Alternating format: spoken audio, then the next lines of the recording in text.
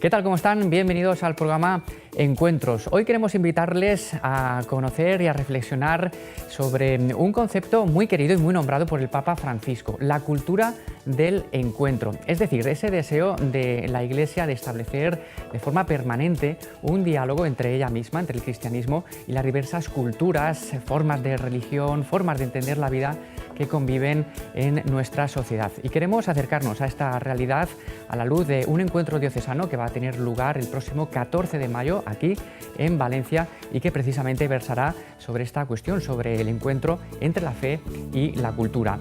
Hoy además les queremos hablar de la llamada Cruz de Lampedusa, una cruz que se está convirtiendo en un auténtico símbolo del drama de los refugiados y de los inmigrantes que están tratando de llegar hasta Europa. Una cruz que está realizada con restos de embarcaciones que han tratado de llegar infructuosamente hasta las costas de la isla italiana de Lampedusa. Y una cruz que está recorriendo distintos países, Italia, ahora está en España, y el próximo martes va a llegar hasta aquí, hasta la ciudad de Valencia. Bien, pues de todo ello les hablaremos en los próximos minutos, en la próxima media hora, aquí en la 8 Mediterráneo, en el programa Encuentros. Nos damos como hermanos la paz.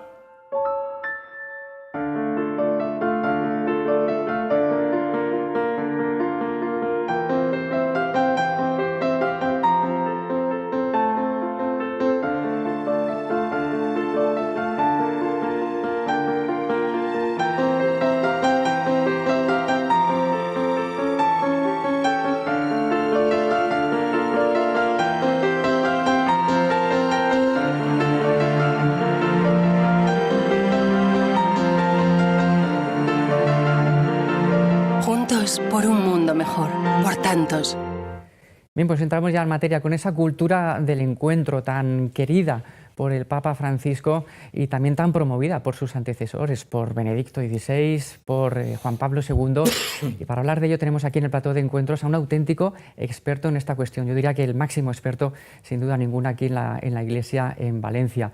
José Luis Sánchez, muy buenos días y bienvenido. Hola, buenos días, ¿qué tal? Bueno, José Luis Sánchez, que es el vicario episcopal del Arzobispado de Valencia para la Cultura y las Relaciones Institucionales y que en las últimas décadas, a través de distintos encargos pastorales, José Luis ha ido realizando, ¿no?, esta labor de mantener este encuentro importante entre la fe y la cultura, en este caso ahora, en esta etapa nueva pastoral también para ti, pues a través de esta nueva vicaría episcopal para la cultura y las relaciones institucionales que el Arzobispo de Valencia hace pocas fechas estableció, ¿no?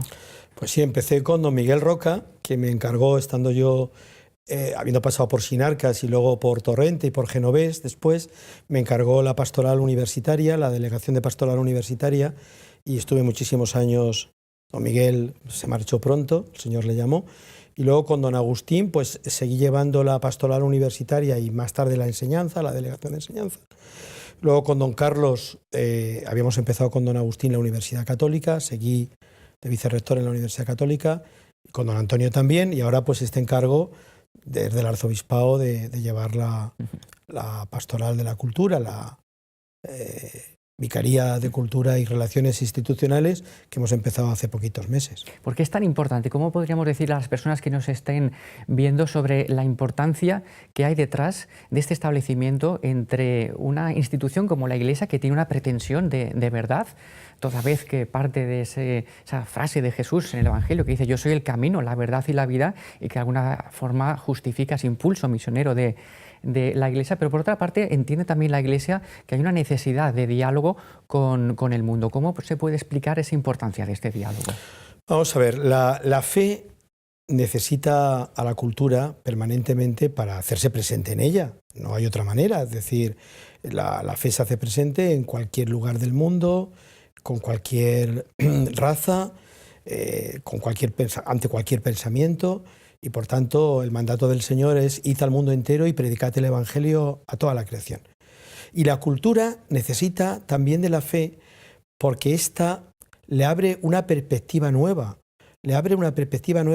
transracional, más allá de la razón, pero con la razón. Es decir, le ayuda a que la alegría del Evangelio se entronque en un momento concreto y en una situación concreta, le ayuda a descubrir que el hombre no es alguien que está ahí sin sentido, no es alguien que espera abocado a la muerte, sino que es alguien que desde el propio concepto de razón, aprender la realidad e interconectarla, está abierto a una vida que está más allá de la muerte y que se la puede plantear racionalmente el creyente más y el no creyente también, porque eso lo que le va a dar es una capacidad mayor para descubrir realmente que su interés personal por la vida, su interés personal por el hombre, su interés personal por el mundo, por lo universal, es más grande del que él creía, porque realmente estamos todos interrelacionados y en la medida en que tu capacidad mental se abre incluso a la posibilidad de la vida perdurable, de la vida después de la muerte, pues entonces estás haciendo un hombre mucho más racional,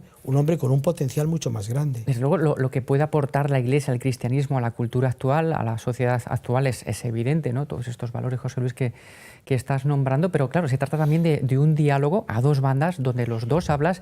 En este sentido, ¿qué puede también la Iglesia aprender? ¿Cómo se puede enriquecer también de la cultura actual, no eclesial, digamos, o no confesional, no cristiana? Sí, yo creo que la cultura actual le pide y le interroga a la fe y al cristiano en muchos aspectos. Y el cristiano tiene que buscar dar razón de su esperanza a aquel que se lo pidiera. Y por tanto esto es muy importante y esto es fundamental porque es una obligación nuestra como cristianos de dar esa razón. Pero también la aportación de los no creyentes cuando nos están diciendo que no tenemos que caer en ningún tipo de fundamentalismos es no reducir la fe simplemente al sentimiento, que también tiene que ver con nosotros, sino dar esa razón seria.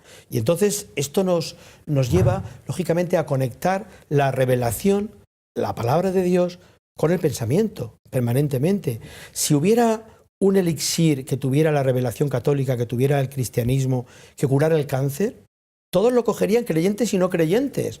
Pues si la revelación nos ayuda a descubrir que el hombre es un ser para la vida eterna, si la revelación nos saca de la tristeza y nos puede llevar a la alegría. Estoy recordando ahora el libro de Tristeza Christi que se encuentra en el Colegio del Patriarca del canciller inglés Santo Tomás. Es decir, me parece que es muy importante el que nosotros descubramos cómo el cristianismo no solamente ha ayudado a crear pensamiento, no solo ha trasladado todo lo que era la cultura griega unida al derecho romano y a la Biblia para crear una nueva civilización con conceptos y contenidos como el concepto de persona más elaborado o como el concepto de verdad o libertad, y de ahí todos los derechos humanos que han podido surgir, sino que además esto supone el que uno descubra la posibilidad que tiene, como decía Unamuno, si yo tengo sed, en algún lugar tiene que haber agua.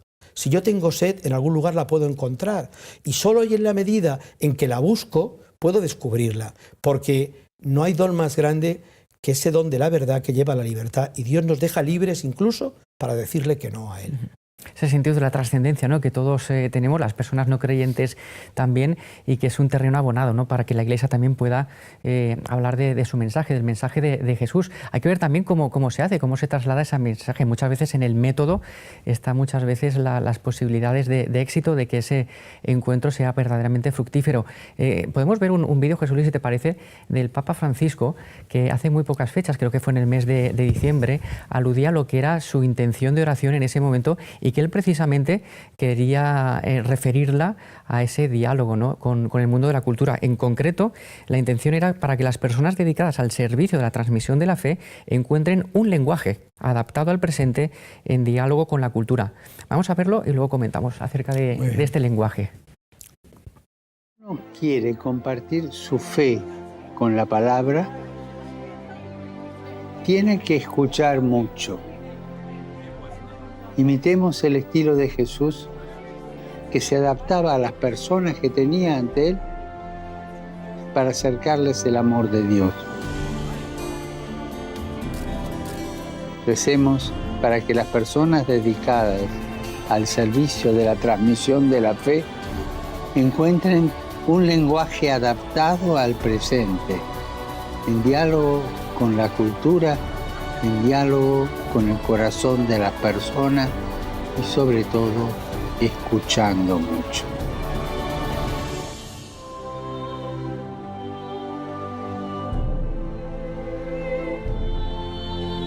escuchar mucho, la importancia del lenguaje.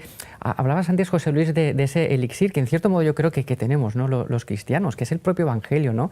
Que si yo creo que todo el mundo pues supiera en qué consiste y la verdad que entraña, yo creo que todo el mundo se abrazaría a él. Y en ese sentido siempre nos surge una pregunta, y es cómo los cristianos podemos mejorar nuestra forma de expresión, de llegar a las personas para que realmente puedan tener acceso, ¿no?, a estos elixires, a estos tesoros de la Iglesia. ¿Cómo podemos mejorar esto los cristianos? Que, por ejemplo, es muy fácil entender el poder estar al lado de los que sufren, al lado de los pobres, al lado de las personas que tienen SIDA, de las personas que tienen cualquier tipo de pobreza, cualquier tipo de heridas.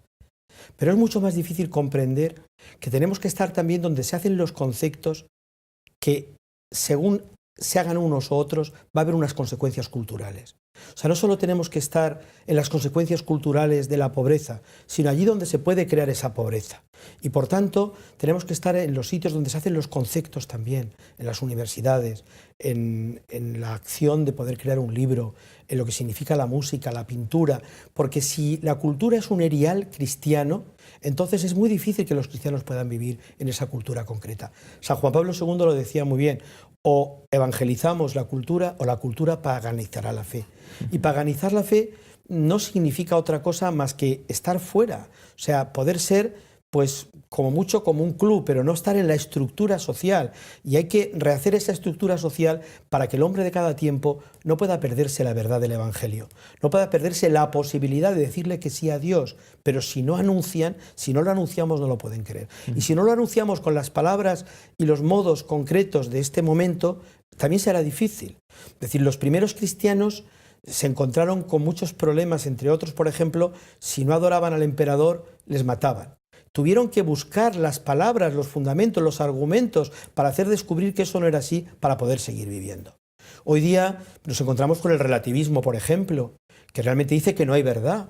Entonces, si realmente los que escriben, los que están en los medios de comunicación, acaban convencidos de eso, va y resulta que entonces es muy difícil poder proclamar que hay una verdad, y que esa verdad da sentido a todas las verdades, que es Dios. ¿Y entonces qué significaría? Pues que vivimos en tierras movedizas, que si no hay verdad, pero sin embargo sí que la gente puede mentir, sin embargo sí que la gente puede dudar, sin embargo sí que puede haber personas que no se encuentren bien psicológicamente, no podríamos avanzar, no podríamos ayudar a las personas, no, tiene que haber certezas. Y esas certezas nacen ya desde el convencimiento de que la verdad existe. Y la verdad existe porque son afirmaciones adecuadas a la realidad, como diría Aristóteles. Y hoy día, para nosotros, esa verdad tiene que ayudarnos a posicionar nuestra vida. Julián Marías decía que detrás de una puerta él y su hermano prometieron que nunca mentirían. Y siempre vivieron desde la verdad. Y él me decía: José Luis, y yo sigo sin mentir porque considero que vivir en la verdad es algo que te compromete mucho, pero es algo que te libera profundamente, que te hace un hombre muy feliz. Bueno, pues yo creo que el Evangelio nos ayuda a vivir en la verdad. Es la propia verdad que da sentido a nuestra vida. Y por tanto, en la medida en que este diálogo con creyentes y no creyentes, como el atrio de los gentiles ya en su momento, con Juan Pablo II y Benedicto se realizó, y ahora estas palabras del Papa Francisco que acabamos de escuchar, es muy importante ser católicos con estética de hoy, con palabras para hoy, nuevas palabras, nuevos signos, nuevo ardor, la nueva evangelización. Y realmente esto es lo que queremos conseguir con este encuentro del 14 de mayo, que personas de distintas universidades que trabajan en ellas, que personas de distintos oficios, de distintas profesiones, médicos, abogados, enfermeros, cualquier profesión, pueda tener un diálogo con la fe, su disciplina académica, y lo que ha estudiado y lo que vive, porque la fe le va a interrogar, pero también él va a descubrir que los interrogantes que la cultura le plantea a la fe y que muchas veces le puede dejar exiliado de la cultura o apartado de la fe, tienen contestación. Y tienen contestación porque llevamos siglos trabajando desde la dimensión fe-razón. Desde los santos padres hasta hoy, la Iglesia no ha hecho otra cosa que dialogar con la razón, que apostar por la razón, porque Dios es el principio sin principio. Dios es la razón de la razón.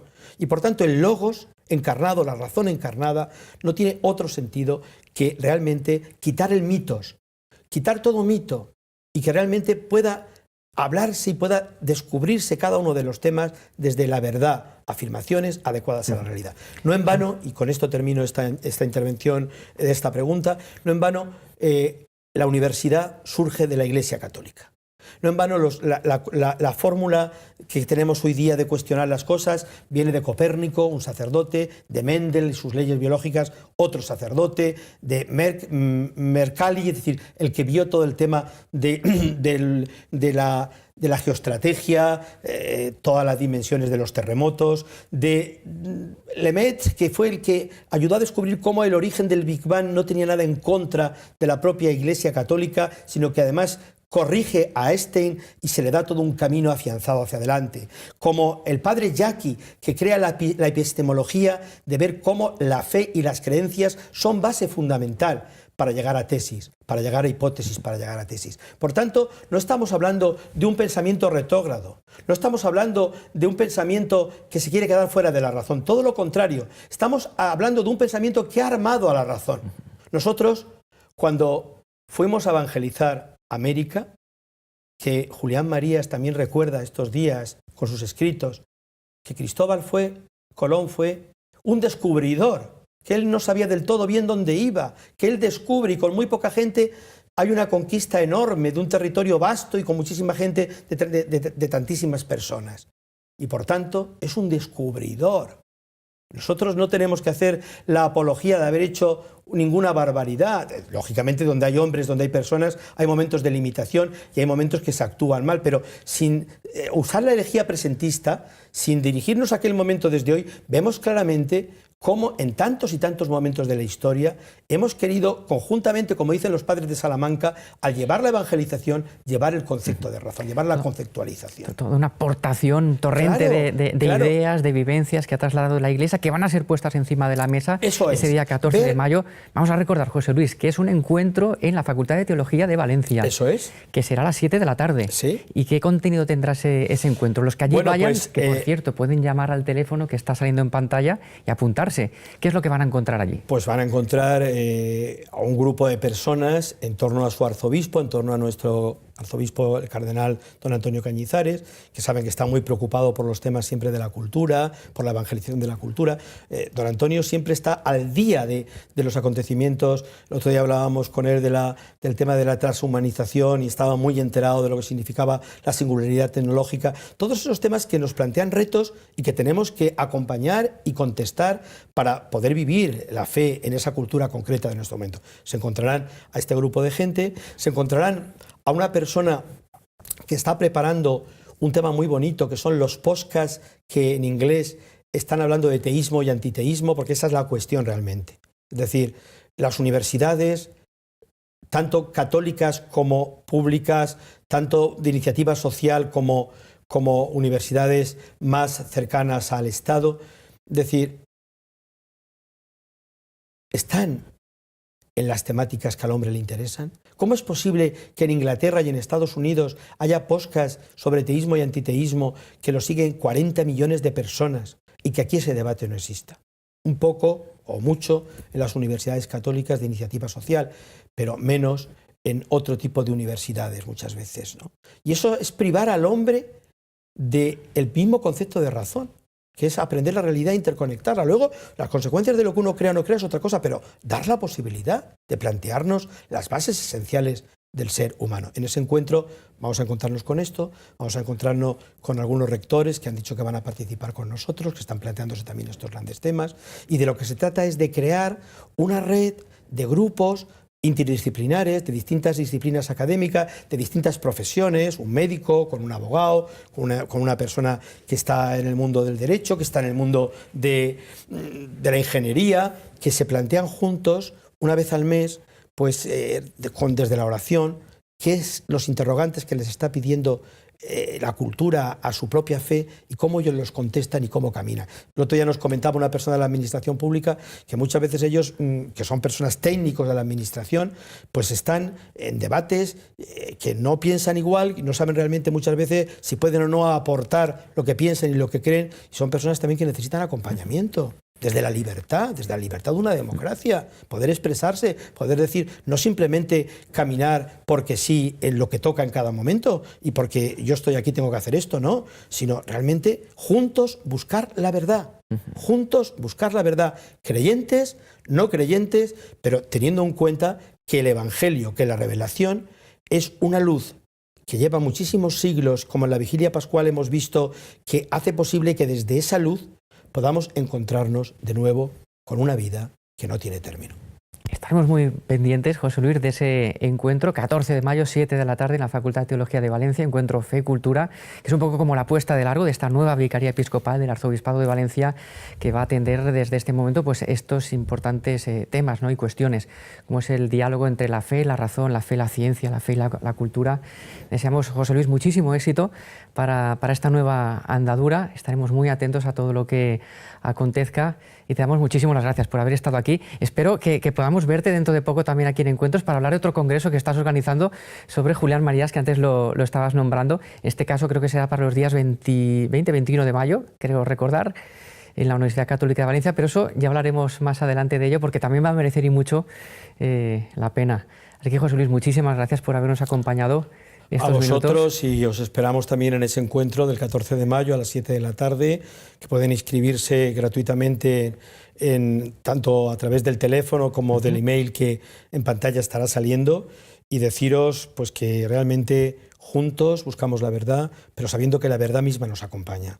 Que muchísima gente que nos pueda estar escuchando en estos momentos, que sepa que el que realmente tiene un corazón sincero y busca la verdad ya está en él, y lo que hay que hacer es lanzarse. Y este momento de resurrección es un momento muy especial para poder decir, Señor, sin ti mi vida no tiene sentido, te necesito y quiero apoyar toda esta dimensión fe-cultura para que tantas y tantas personas buenísimas, creyentes y no creyentes, buenísimas personas, puedan también, si ellos lo creen conveniente, acogerte a ti para poder vivir en este momento y en este tiempo de esta circunstancia concreta que nos toca vivir. Pues así es, y allí estaremos, José Luis, nos lanzaremos. Muchas gracias. Hasta la próxima. Hasta la próxima. Adiós. Bien, pues hacemos nosotros una pequeña pausa, volvemos enseguida. Joey y yo cantamos para ganarnos la vida. Algunas personas podrían incluso decir que somos famosos. Con ustedes, Joey y Rory. El show de Joey y Rory. Aunque nuestra carrera musical estaba en su apogeo, decidimos tomar un año sabático. Y nos preparamos para el bebé que vendría en pocas semanas. Creíamos que Dios nos daría una gran historia. Y lo hizo. Decidí comenzar a grabar nuestra vida casi todos los días con una cámara. ¿Cómo me veo? Guapa. Algo me decía que necesitaríamos recordar estos momentos. Oh, cielos, mi bebé. Estoy enamorada de ella. Nuestro pequeño mundo parecía perfecto. Buenos días. Pero entonces, a las 12 semanas, el médico dijo que había una complicación con Joey y teníamos que llevarla de inmediato al hospital. Esta noche la comunidad está reunida alrededor de la cantante de country Joey Martin para ayudarla a luchar contra el cáncer.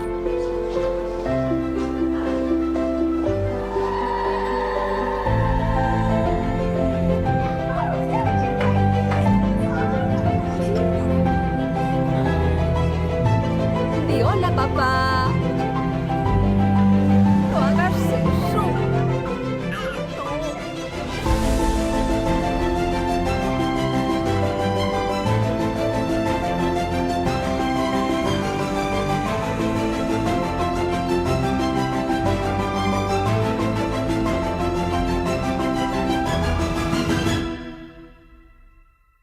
Creíamos que Dios nos daría una gran historia. Y lo hizo. La canción de nuestra vida, esa es la película de este tráiler, una cinta que se estrena este fin de semana, aquí en Valencia, por ejemplo, la podemos ver en los cines ABC Park, una película provida, que no hay que perderse.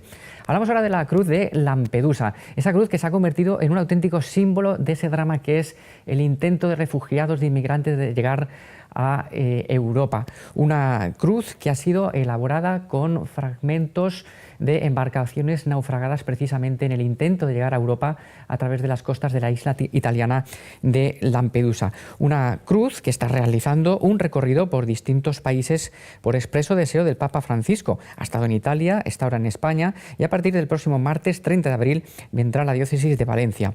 Aquí será acogida a las 7 de la tarde por la parroquia de San José Artesano, ubicada en el barrio de la Ciudad Fallera, en Valencia. En esa iglesia tendrá su sede la cruz hasta su partida el próximo día 31 de mayo. La visita ha sido organizada por la parroquia, que este año celebra su 50 aniversario, junto con la Asociación Valenciana de Solidaridad con África y el Secretariado Diocesano de Migraciones. La cruz, como decimos, quedará instalada en la parroquia de San José Artesano hasta el 30 de abril y hasta el 30 de mayo, queremos decir, y estará disponible para peregrinar con ella a todas las parroquias, movimientos o asociaciones que así lo deseen. De momento ya hay algunas parroquias que lo han solicitado, como la de San José de Ontinyent o la de Sagrado Corazón de Jesús de Burjassot. La cruz está bendecida por el Papa Francisco, que precisamente realizó su primer viaje como Papa fuera de Roma a esa isla de Lampedusa para solidarizarse así con los inmigrantes que llegan a las costas de Europa o que tantas veces fallecen en el trayecto.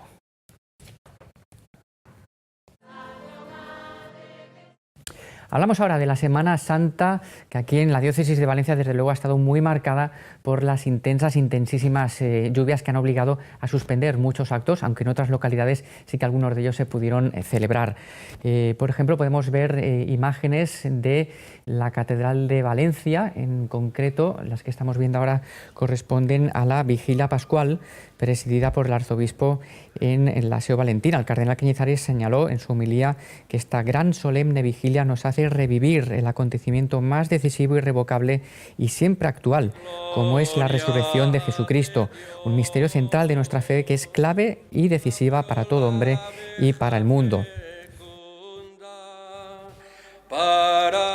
Y mientras, en el Vaticano, la Semana Santa culminaba con la tradicional bendición Urbi et Orbi del domingo de Pascua por parte del Papa. Y en su mensaje previo pidió la paz para todo el mundo, especialmente en países como Sri Lanka, donde, como saben, una serie de atentados terroristas perpetrados por el Estado Islámico han dejado más de 300 muertos, muchos de ellos cristianos que se encontraban dentro de iglesias mientras celebraban el Domingo de Resurrección. Al día siguiente, el Papa Francisco se refirió también a estos atentados. Dijo en concreto: rezo por las numerosas víctimas y heridos y pido a todos que no vacilen a la hora de ofrecer a esta querida nación toda la ayuda necesaria. Espero, añadió también el Santo Padre, que todos condenen estos actos terroristas, estos actos inhumanos nunca justificables. Bien, y hablamos ahora del Año Santo Vicentino, con motivo del 600 aniversario de la muerte de San Vicente Ferrer. Un año santo que será clausurado después de todo un año por el cardenal arzobispo de Valencia, Antonio Cañizares, el próximo lunes 29 de abril, el día en el que se celebrará una solemne misa de pontifical en la catedral a las 10 de la mañana, seguida por una ofrenda floral a las 12 y una procesión ordinaria con su recorrido habitual a las 7 de la tarde. Con estos actos, que como cada año conmemorarán la festividad del Santo Dominico, el lunes siguiente al lunes de Pascua, finalizará, como decimos, ese año santo concedido por la Santa Sede y que se está celebrando tanto en la diócesis de Valencia como en Orihuela, Alicante, en Segorbe, Castellón y en Tortosa. No en balde, San Vicente Ferrer es el patrón de toda la comunidad valenciana. Estos días tiene lugar también el tradicional concurso de milagres organizado por la Junta Central Vicentina, en el que participan los altares vicentinos. Y además de esos actos que se organizan de forma habitual en las fiestas vicentinas, también se han programado otros especiales con motivo del año jubilar vicentino para este fin de semana, como por ejemplo un concierto vicentino este sábado, día 27, a las 7:30 de la tarde en la Plaza de la Virgen, a cargo de la banda primitiva de Liria, o también una gran nit d'Albaes que recorrerá los lugares vicentinos pasando por la Plaza de la Virgen, la parroquia de San Esteban, su casa natal, conocida como el Pouet, y la iglesia del antiguo convento de Santo Domingo, donde residió San Vicente Ferrer y donde se formó en sus primeros años en la Orden de Predicadores.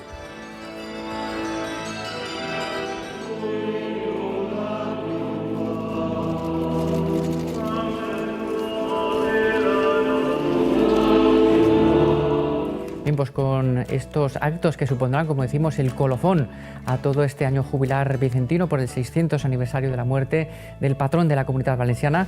Con ello nos despedimos. Volveremos la semana que viene con más noticias, con más testimonios, sobre todo de la Iglesia aquí en la diócesis de Valencia. Hasta entonces, que pasen un feliz fin de semana. Hasta la semana que viene. Adiós.